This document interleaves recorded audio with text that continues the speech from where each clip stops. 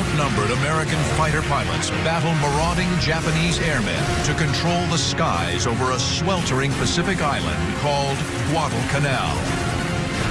During a grueling 6-month slugfest, their combat in the sky will help decide the course of the Pacific War.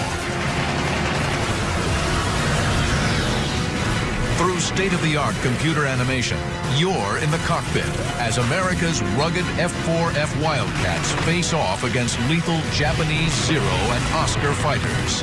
Experience the battle, dissect the tactics, relive the dogfights of Guadalcanal.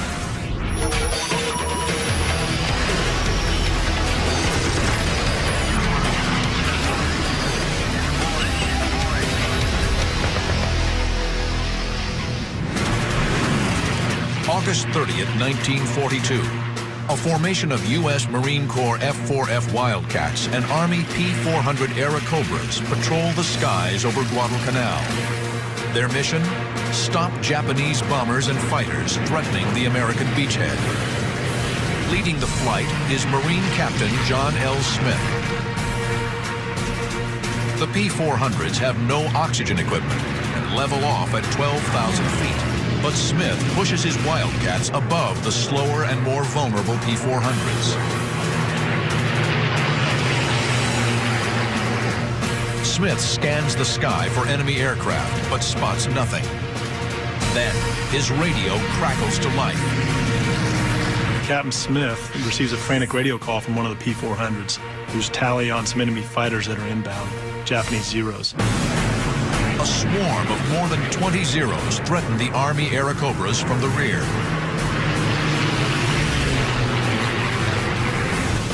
The P-400s are here. The Zeros are here, attacking the P-400s from behind. Smith and the Wildcats are here, 3,000 feet above. The Zeros don't see them.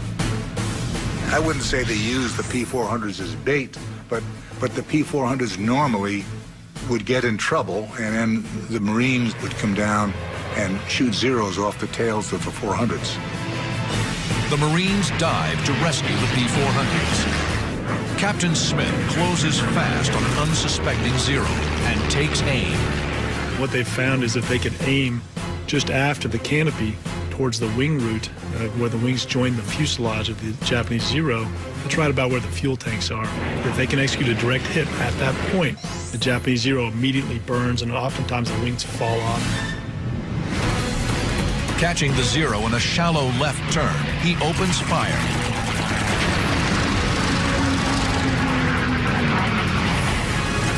It's Smith's 6th kill of the war, but there's no time to celebrate. The skies are still filled with Zeros, and Smith and his men are heading into 6 months of legendary dogfights, battling for the most important location in the Pacific in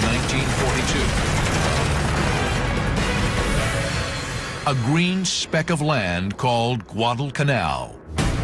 3 months earlier, Allied reconnaissance discovered that the Japanese were building an airfield on Guadalcanal, a 90-mile-long jungle island at the southern end of the Solomon Island chain. If the Japanese can control Guadalcanal, they'll sever the vital supply line from the U.S. to the South Pacific.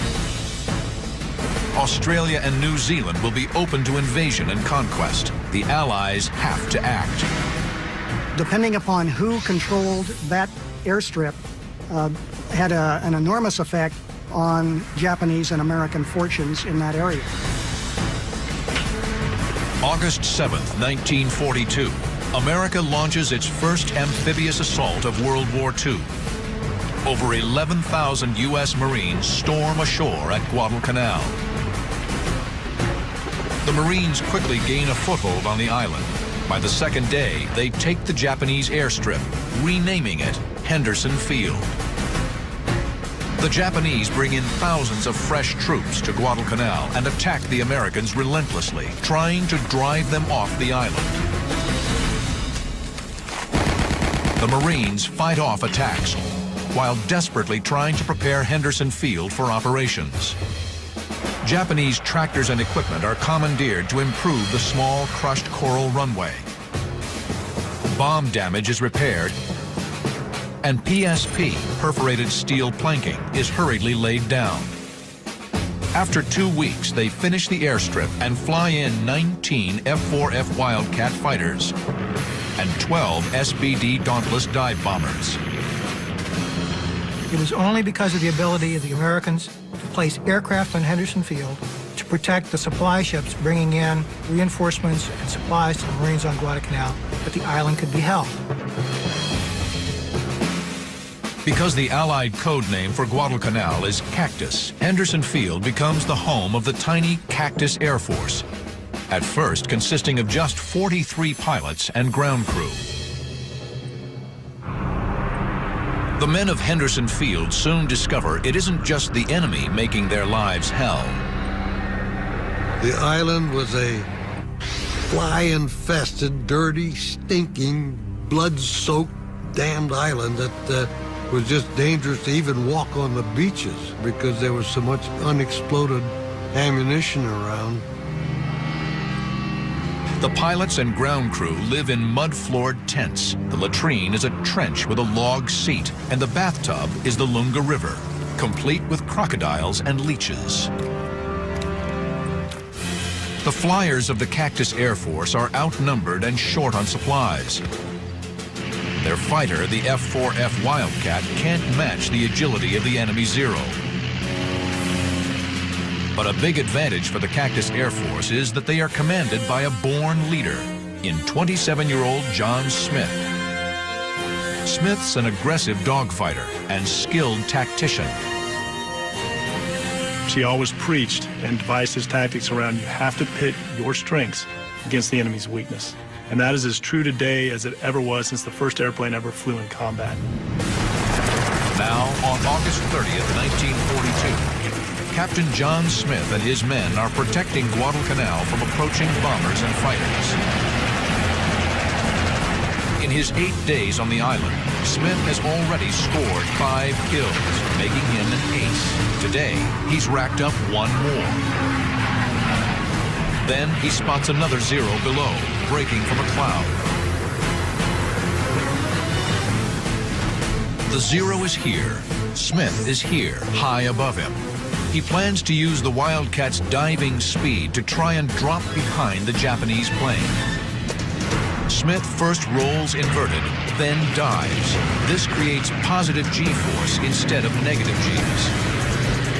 You roll on your back, pull aft on the stick, and pull positive Gs so you're pushed into your seat. You can be able to pull more Gs, which means you can pull your nose downhill faster. The maneuver works. Smith rolls back over, then levels out behind the Zero and fires.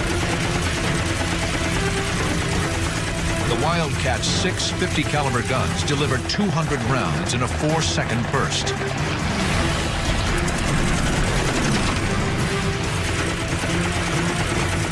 White-hot, phosphorus-filled incendiary bullets ignite the Zero's fuel tank. But as Smith arcs away from his second victim, the predator becomes the prey. A Japanese Zero closes in on Smith from dead ahead. High above the green jungle canopy of Guadalcanal, the planes converge at over 600 miles per hour. The Zero opens up with his 20mm cannon. Smith answers with his 50 caliber machine guns. It's basically that slugfest all the way to the merge. Who's going to flinch first, or who's going to blow up first? Both planes are taking hits, but Smith's Wildcat has thicker armor, and he's withstanding the blows. And then the overwhelming firepower of the Navy airplane cut this guy into ribbons. He exploded. And then what Smith did is dump the nose over very hard, very abruptly, and flew underneath the debris field and escaped.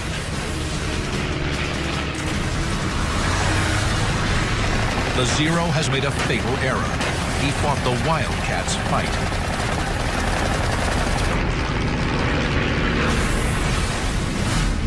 Built by Grumman Aircraft, the Wildcat is first flown in 1937. The rugged plane features cockpit armor and self-sealing fuel tanks. These tanks are coated with layers of rubber that expand and reseal if they're punctured. The Wildcat faces the most famous of all Japanese aircraft, the deadly Mitsubishi A6M30. The lightweight Zero can outturn and outclimb the Wildcat, a lethal advantage in a dogfight. But its thin armor protection and lack of self-sealing fuel tanks means it can't survive a slugging match with the tougher Wildcat. The Zero is faster, more maneuverable, and can outclimb the Wildcat, while the Grumman is tougher, more heavily armed, and can outdive the Zero. Wildcat pilots in general would want to avoid the turning fight with the Zero. That would not be their fight. The Wildcat with its 650 cal machine guns, heavy body armor, heavy armor around the engine cowling, preferred head-on attacks, frontal attacks, and it would just basically plow through that Zero. The air battle of August 30th is a resounding victory for Smith and his pilots. They shoot down 14 of the 22 attacking Zeros. The Japanese bombers the Zeros were protecting retreat before reaching Guadalcanal. Believing the engagement is over, Smith sets course for Henderson Field. But there are two more deadly Zeros just ahead. August 30th, 1942. 3 weeks into the battle for Guadalcanal, Japanese aircraft are on the attack. Marine fighter pilot John L. Smith has killed 3 enemy Zeros.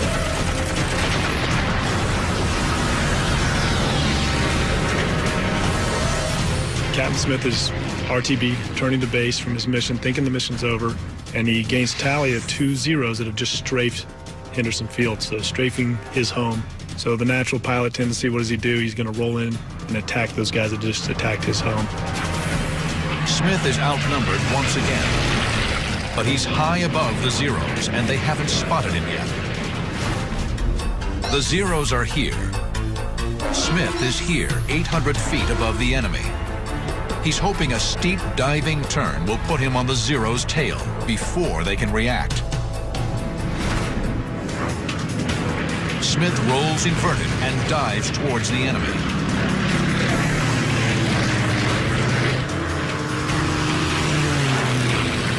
He levels out at 6 o'clock low, below and behind the trailing Zero, positioned perfectly for the kill. The Zero takes evasive action. He breaks hard left. But Smith has anticipated the move. He stays right with him, raking the enemy with his 50 cals. Cutting his speed and braking back right, the Japanese pilot hopes to make Smith overshoot. But Smith chops power and stays in trail.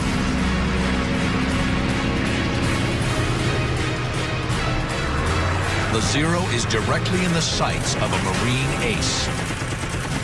A final burst from Smith's Wildcat seals his 4th kill of the day.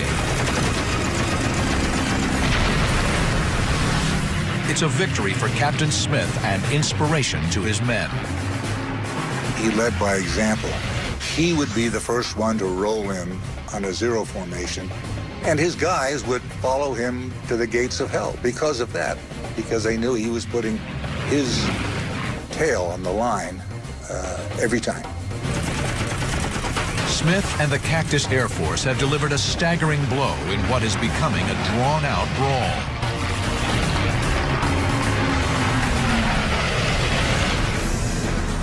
The American pilots can only fly by day. They lack the radar and navigation aids that enable night fighting. The Japanese Navy had perfected night fighting in the 1930s, using powerful optics and rangefinders. Crews were trained to work in total darkness. The Guadalcanal campaign developed into this extraordinary situation of a change of sea control every 12 hours. The Americans controlled in daylight thanks to their aircraft in Henderson Field. But every time the sun went down, the Japanese ruled the waters off Guadalcanal. After dark, the Japanese Navy controls the Slot, a wide channel that runs from Guadalcanal to the Japanese base on Rabaul. The Japanese supply ships arrive with such regularity that the Marines nickname them the Tokyo Express. By early September, a month into the campaign, the Japanese have landed over 20,000 new ground troops on Guadalcanal, deployed against 23,000 U.S. Marines and Army soldiers. The Allied forces advance slowly across the mountainous island. But the Japanese launch large-scale counterattacks, supported by air and naval bombardment. While Japanese ground assaults can't stop the pilots at Henderson Field, constant air combat, primitive conditions, and rampant disease take their toll. They were constantly having to refurbish the airfield in order to be able to operate out of it. Constantly fending off attacks. They had malaria, dry rot, jungle conditions, which wreaks havoc on aircraft and maintenance. Old hands like John L. Smith are eventually rotated out, but before he leaves Guadalcanal, Smith scores 19 kills and is awarded the Medal of Honor. Many of the new Cactus Air Force pilots are green replacements, like Marine Second Lieutenant Jefferson DeBlanc. The 21-year-old Cajun from Lockport, Louisiana, enters combat not long after his first flight in an F-4F Wildcat. I had less than 10 hours of flying time in the fighter I was going to fight with against the Japanese. January 31st, 1943, 6 months into the battle for Guadalcanal, Jeff DeBlanc will get an accelerated course in air-to-air combat. He's about to launch into one of the most famous dogfights of the campaign. DeBlanc leads a flight of 8 Wildcats, escorting 12 SBD Dauntless dive bombers. The Douglas SBD Dauntless is the Navy's frontline carrier-based dive bomber.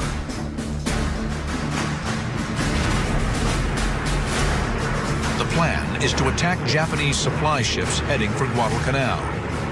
The flight hopes to intercept the convoy 250 miles from Henderson Field. You want to interdict that shipping as far away from the island as possible. If the mission failed and the shipping still existed, or you weren't able to get all the shipping, you'd have an opportunity for a re-attack. Basically fly home, refuel, rearm, go back out, and try again. The jungle conditions and makeshift maintenance facilities have taken their toll on the Wildcats. 2 planes radio they're having problems and want to turn back. DeBlanc protests.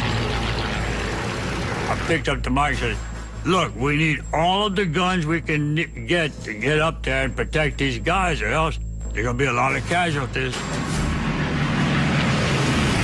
DeBlanc's plane is leaking fuel, but he's determined to hang in and protect the bombers. He knows he's on a one-way trip. So I said, please do this. I said, I'm not going to make it back. Get somebody coming up that area and look for me floating around in a rubber raft, because I'll be there. The sharks will be there with me, too. So give me a break. That's what I said. As they reach the target area, the American SBD Dauntless dive bombers descend, circling for targets.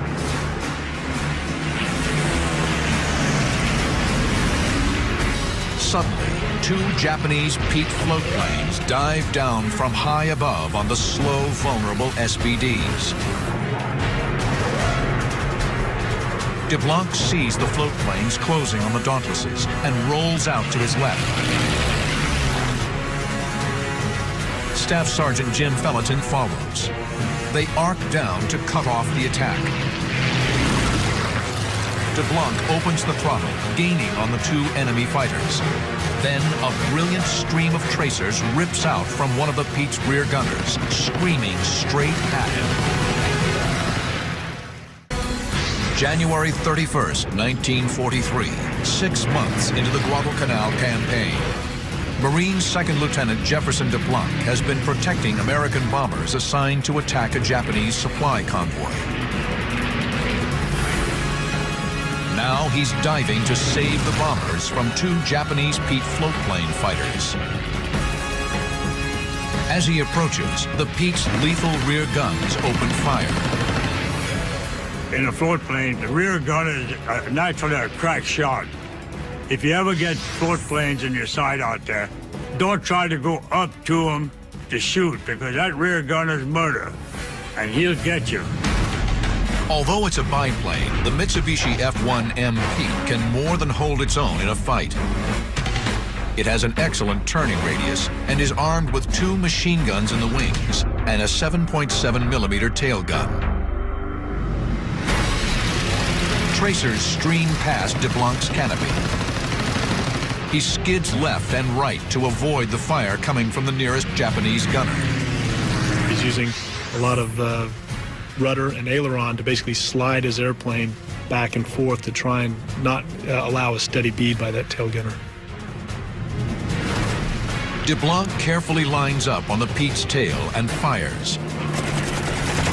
The heavy .50 caliber rounds tear through the float plane.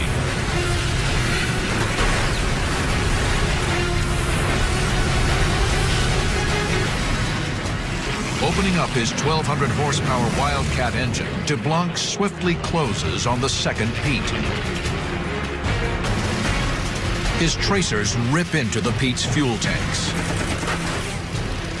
The burst caught him dead center, and his plane caught fire.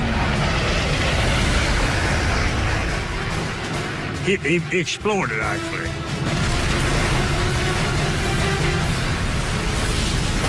DeBlanc pulls skyward to resume his escort mission.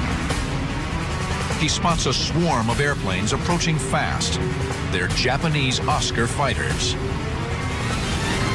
The Nakajima Ki-43 Oscar is a frontline fighter for the Japanese Army Air Force. The Oscar is just as fast as the Wildcat and far more maneuverable.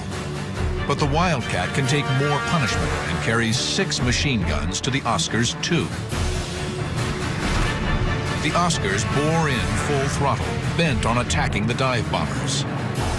But they have target fixation and don't spot DeBlanc. The target is the prize, so become focused on that prize. You start to lose your peripheral vision and your actually situational awareness around you. DeBlanc is here. The Oscars are here, streaking above DeBlanc. DeBlanc swings under the Oscars. He goes to max RPM, pulls in below the enemy, and fires at the lead. One Oscar falls. He's wounded and on fire, but escapes. The Oscar's wingman spirals up from the pack to figure out what's happening. DeBlanc follows and swings onto his tail.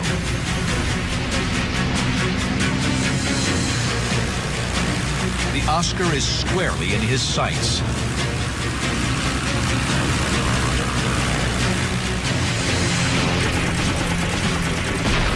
It's Jeff DeBlanc's 3rd confirmed kill of the day.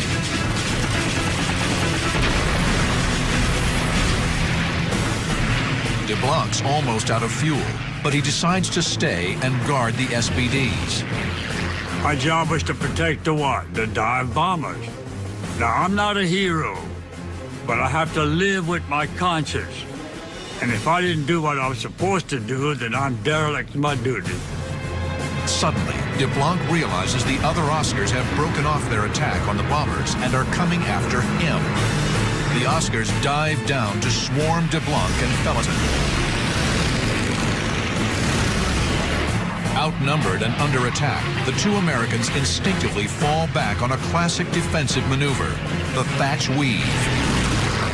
It's a simple but effective 2-plane tactic devised during the war by naval commanders Jimmy Thatch and James Flatley. Paired up in a buddy system, the planes fly 200 feet apart. If an enemy attacks a Wildcat's tail, the 2 American fighters will turn toward each other. If the enemy follows, it will soon be targeted by the second plane. For DeBlanc and Felton, the Thatch Weave works. The Oscars are unable to attack without exposing themselves to one of the Wildcat's guns. But Felton swings his Wildcat too wide and suddenly finds himself in the crosshairs of a trailing Oscar. Bullets chew into Felton's engine. The Marine kicks his wounded Grumman into a wide left turn to get out of range. He bails out. With the mutual support of the weave now gone, an Oscar dives in on DeBlanc's tail.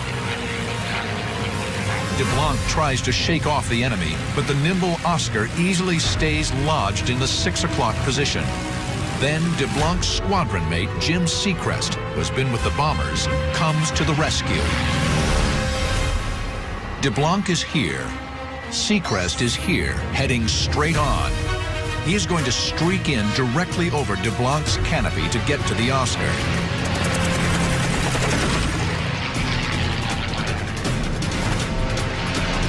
Seacrest almost takes off DeBlanc's tail, but the move works. The Oscar pulls away. When DeBlanc looks up, both Seacrest and the Oscar are gone. I said, it's enough. I'm going home, and I couldn't understand why I'm still fighting these guys, because I'm going to be a dead man. I turned back, and I streaked for home full throttle. I don't care if we're using all the gas I have left. Night is falling. DeBlanc's fuel state is critical. He climbs to join the SBDs. They've delivered punishing blows to the Japanese and are heading home. But before he rejoins the bombers, he spots 2 more Oscars on his tail, closing fast. January 1943. The skies over Guadalcanal. Marine fighter pilot Jefferson DeBlanc is in trouble. 2 agile Japanese Oscar fighters are tearing in from 3 o'clock high. Even though he's low on fuel, DeBlanc knows he must challenge the Oscars and draw them away from the American bombers. DeBlanc pulls a long right climbing turn into the enemy and calls on the best tactic for his Wildcat. He attacks head on. I'm the one that's climbing, and these guys are the one coming down, but very shallow. When they saw me, they steepened the dive. And when they steepened the dive, I cut loose. And he blew up. I caught the pipes that said it. The whole thing blew.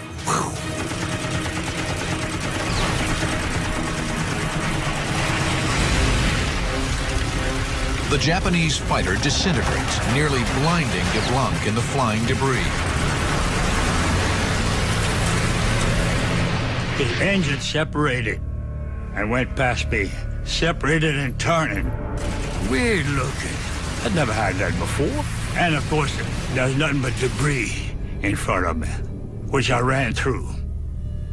And it hit my prop, and it hit the wings. It didn't knock me out. It didn't knock me out, but I still had control, and it still was running. My engine was running. When DeBlanc regains his senses, he sees the second Oscar pulling in steeply behind him. He was looking at me as if that's a dead man I'm coming after, because I'm going to blow him right out of the sky. And when he came on down that way, we were both diving towards the sea.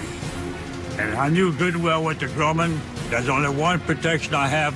Flying straight, I couldn't do it because he can overtake me. Pulling up, I couldn't do it because he had me broadside. Over here, when you pull up, then you're going to stall and come down, he can get you there. So with only one option that I have to have is the option is to fool him. DeBlanc forces his Wildcat into an aerial skid. In effect, he's slamming on his brakes, trying to force the Zero to overshoot. When I skidded, then he was coming too fast. I straightened out to just let him go. We were wingtip to wingtip. The Oscar pilot tries to duplicate the skid, bleeding speed to stay on the Wildcat's tail. He fished tail, and he couldn't do it. He went right past me. I looked at him, and he looked at me, and I could recognize that man today. And you say, you're crazy, man. Well, when you kill somebody during war, and you see him, you'll witness what I'm talking about. With the Oscar now at point-blank range, a single burst destroys the fighter. It's DeBlanc's 5th confirmed kill of the day. He's an ace in one afternoon. But his sense of triumph is fleeting. His eyes race over his instruments. He checks his watch. The instant I looked at my watch, a 7.7 Japanese bullet came over there and knocked my wristwatch off my wrist.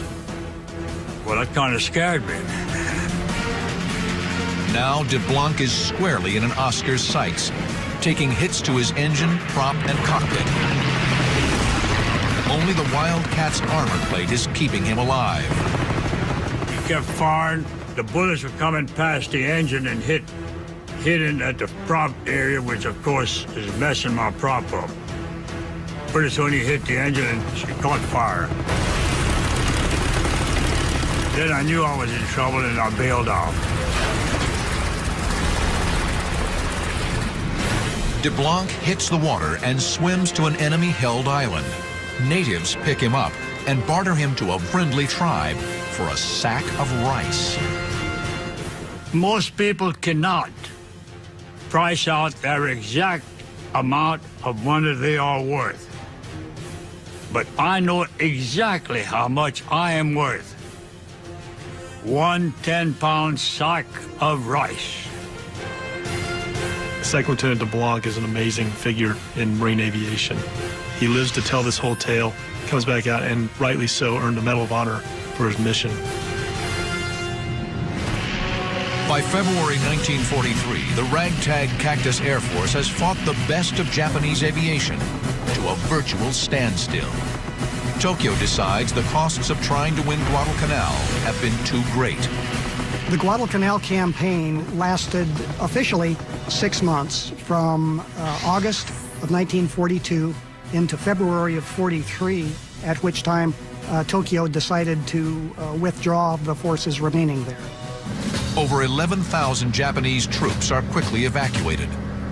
20,000 others have died in combat or succumbed to disease and starvation. Nearly 6,000 Americans were killed or wounded. It's a major victory. Guadalcanal becomes a launching point for the Allied thrust across the Pacific. But on April 7th, 1943, the Japanese attempt final revenge, a last desperate attack on American convoys supplying Guadalcanal and the Allied effort. They launch a large-scale air offensive from their bases on the northern Solomon Islands, as well as from 4 aircraft carriers. The massive strike force numbers over 200 planes. Near Guadalcanal, 4 Wildcats led by young First Lieutenant James Sweat are on routine patrol over the American convoys. We were circling around and whatnot, and finally Smiley Burnett of 214 hollered that, my God, there's millions of them. We looked at it and thought, holy smoke, there is millions of them. They were just like mosquitoes. And we thought, oh, God, we've 4 airplanes and 75 or 80 Japanese dive bombers heading for us, along with about 150 Zeros. The Japanese formation is here. Sweat's fighters are below them, here, about 8 miles away. The enemy hasn't spotted the Wildcats. Sweat climbs towards the Japanese Val dive bombers. Modeled after the German Stuka, the Aichi D-3A2 Val dive bomber is a mainstay of the Japanese carrier fleet, packing machine guns on each wing and 7.7mm rear gun. The dive bomber's tactic is dive steeply from 15,000 feet, accelerate to 300 miles per hour, release their bombs at smokestack level, and head for home. Eager to get his first kill, Sweat pulls away from the other F-4Fs and looks for a target.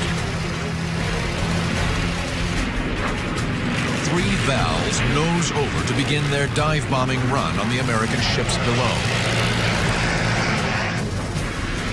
Sweat streaks down behind them. Suddenly, the rear gunner unleashes a stream of tracer fire directly towards Sweat.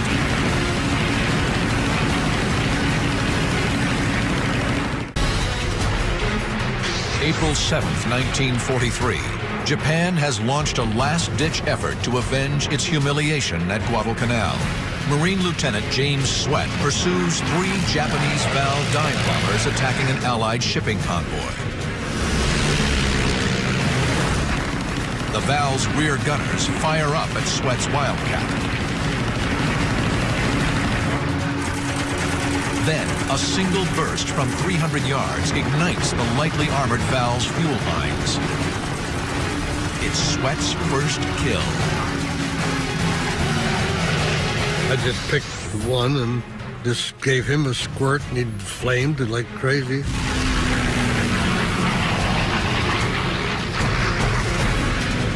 Sweat closes in on a second valve. The bomber's right wing is riddled by the first burst. A second shot rips the fuselage. Sweat has 2 kills in as many minutes. But almost immediately, Sweat finds himself in a shootout with the third bomber's tail gunner. 7.7mm bullets zip past the Wildcat. But once again, Sweat's incendiary rounds hit fuel.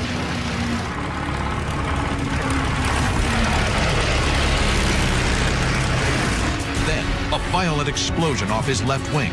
It's friendly fire. Anti-aircraft flak has blown a hole in his Wildcat. Sweat yanks his fighter out of the dive.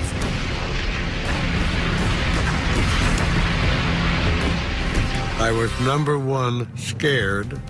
Number 2, frightened.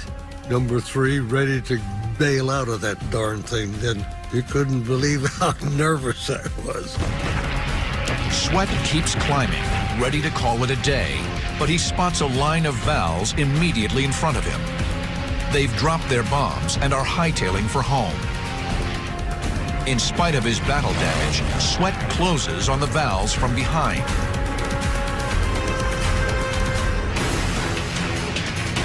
He lines one up and fires. It's kill number 4. I was down below them, and so that the rear gunner couldn't shoot me.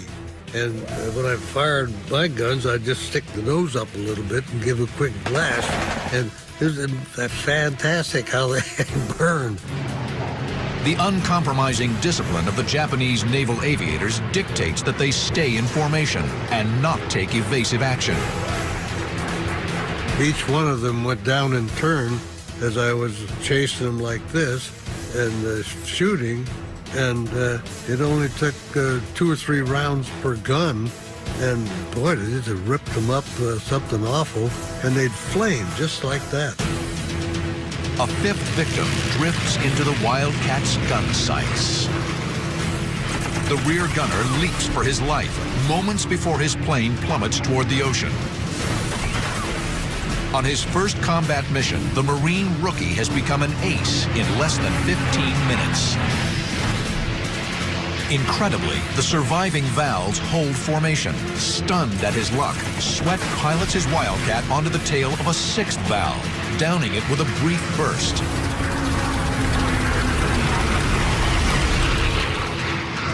Like a lion hunting panicked prey, Sweat continues within the pack of Vals, lining up yet another victim. A smoking death roll marks his 7th kill. No longer scared, the Marine is starting to feel invincible. Talk about overconfidence, that was me. As he sizes up an 8th victim, Sweat throws caution overboard. I was aimed right straight for the rear gunner, and I flew right into that damn gun. He just blasted my windshield and me, and everything else. Sweat is cut from the shattered glass, but fires a final burst and kills the Val's gunner at close range. I can still see his eyes right now, the terror in his eyes while he was shooting at me. And when I fired back, he fell down into the cockpit. Shocking. But with no ammo in his crippled aircraft, Sweat knows the next kill is likely to be him.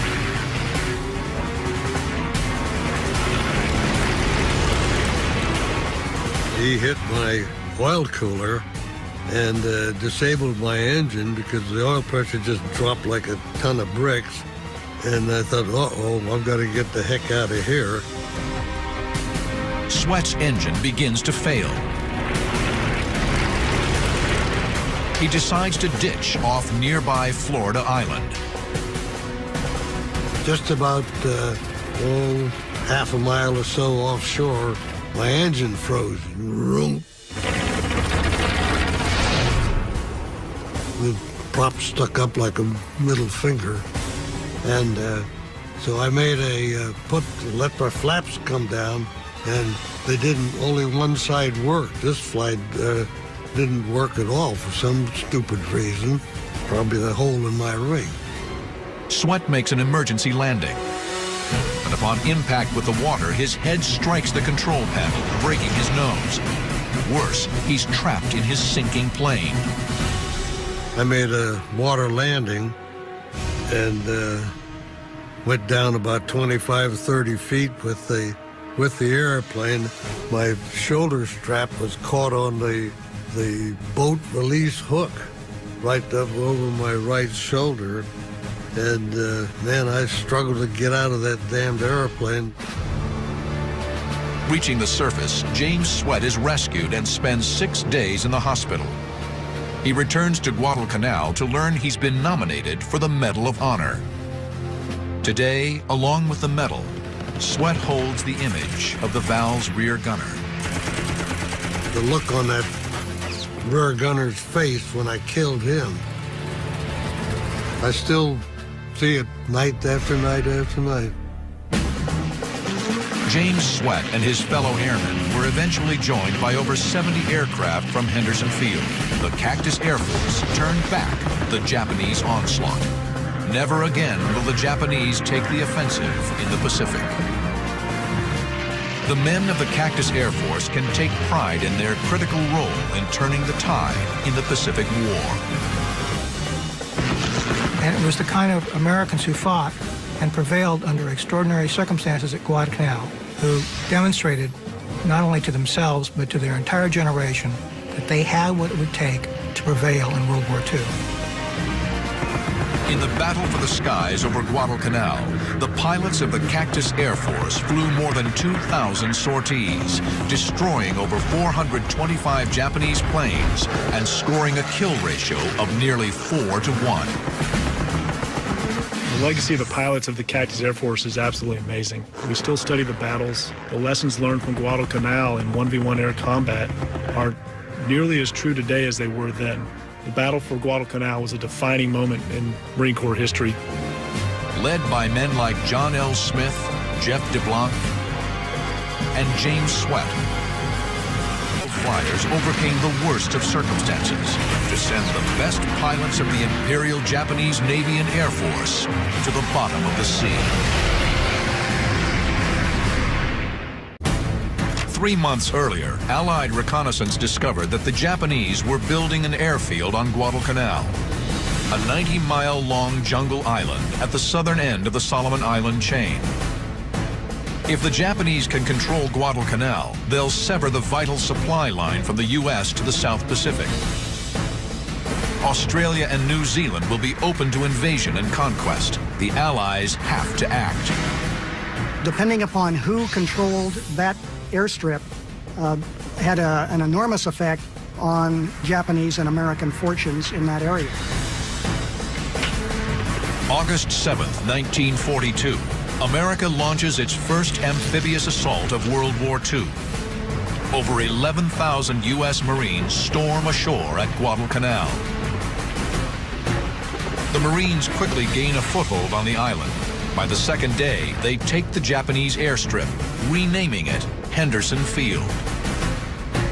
The Japanese bring in thousands of fresh troops to Guadalcanal and attack the Americans relentlessly, trying to drive them off the island. The Marines fight off attacks while desperately trying to prepare Henderson Field for operations. Japanese tractors and equipment are commandeered to improve the small crushed coral runway. Bomb damage is repaired, and PSP, perforated steel planking, is hurriedly laid down. After 2 weeks, they finish the airstrip and fly in 19 F-4F Wildcat fighters and 12 SBD Dauntless dive bombers. Now, on August 30th, 1942, Captain John Smith and his men are protecting Guadalcanal from approaching bombers and fighters. In his 8 days on the island, Smith has already scored 5 kills, making him an ace. Today, he's racked up 1 more. Then he spots another zero below, breaking from a cloud. The zero is here. Smith is here, high above him. He plans to use the Wildcat's diving speed to try and drop behind the Japanese plane. Smith first rolls inverted, then dives. This creates positive G-force instead of negative Gs. You roll on your back, pull aft on the stick, and pull positive Gs so you're pushed into your seat. You can be able to pull more Gs, which means you can pull your nose downhill faster. The maneuver works. Smith rolls back over, then levels out behind the zero and fires. The Wildcat's 6 50 caliber guns deliver 200 rounds in a 4-second burst.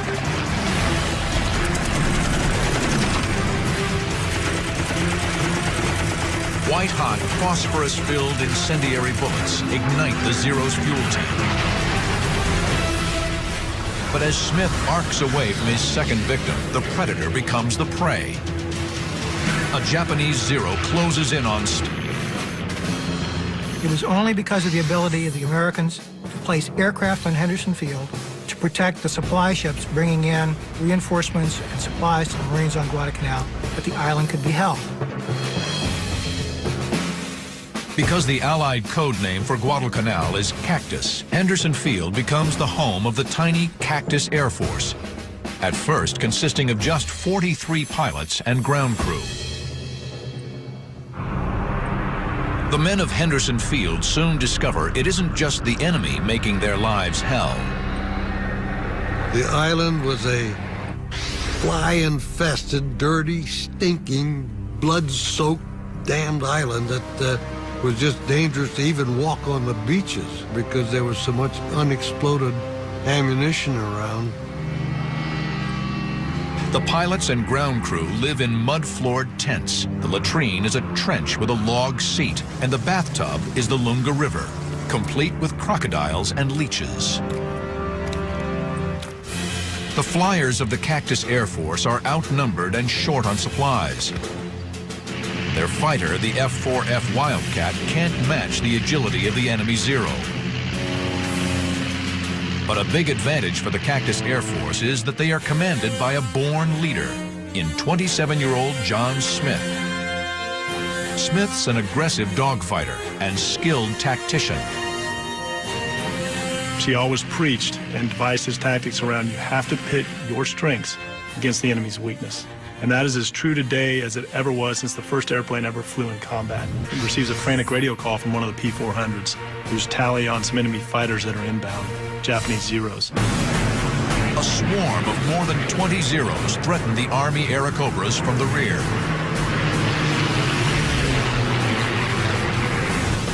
The P-400s are here. The Zeros are here, attacking the P-400s from behind. Smith and the Wildcats are here, 3,000 feet above. The Zeros don't see them. I wouldn't say they use the P-400s as bait, but the P-400s normally would get in trouble, and then the Marines would come down and shoot Zeros off the tails of the 400s. The Marines dive to rescue the P-400s. Captain Smith closes fast on an unsuspecting Zero and takes aim. What they found is if they could aim just after the canopy towards the wing root, where the wings join the fuselage of the Japanese Zero, it's right about where the fuel tanks are. If they can execute a direct hit at that point, the Japanese Zero immediately burns, and oftentimes the wings fall off. Catching the Zero in a shallow left turn, he opens fire.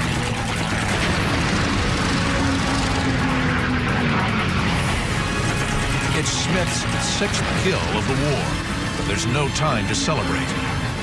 The skies are still filled with Zeros, and Smith and his men are heading into 6 months of legendary dogfights, battling for the most important location in the Pacific in 1942. A green speck of land called Guadalcanal. Outnumbered American fighter pilots battle marauding Japanese airmen to control the skies over a sweltering Pacific island called Guadalcanal. During a grueling 6-month slugfest, their combat in the sky will help decide the course of the Pacific War.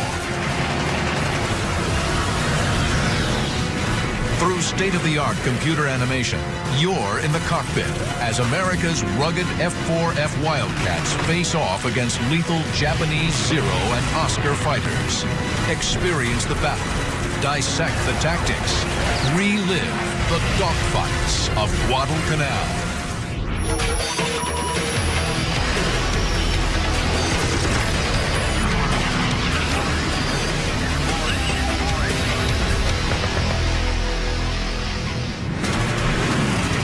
August 30th, 1942.